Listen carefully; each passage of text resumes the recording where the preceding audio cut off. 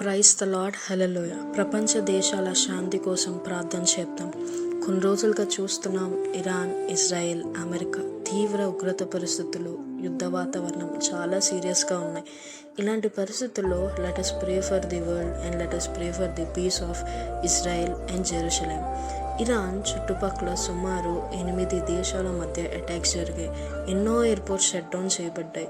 వేల మంది ప్రయాణికులు ఎయిర్పోర్ట్స్లో స్ట్రక్ అయిపోయారు. ప్రపంచమంతా ఇది ప్రభావితం చూపుతుంది. అమాయక ప్రజలు నష్టపోతున్నారు. ఇంటరాక్షన్ కోసం యుద్ధం తొందరగా ఆగిపోవాలగున మనందరం ప్రార్థన చేద్దాం.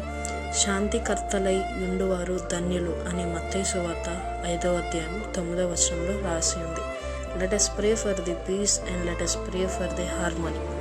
పరలోకమందున్న మా తండ్రి, ఈ ప్రపంచంలో జరుగుతున్న యుద్ధ పరిస్థితులు, ముఖ్యంగా ఇజ్రాయెల్, ఇరాన్, అమెరికా మధ్యలో ఉన్న యుద్ధాన్ని మీరే ఆపివేయండి. సమాధానం దయచేయండి.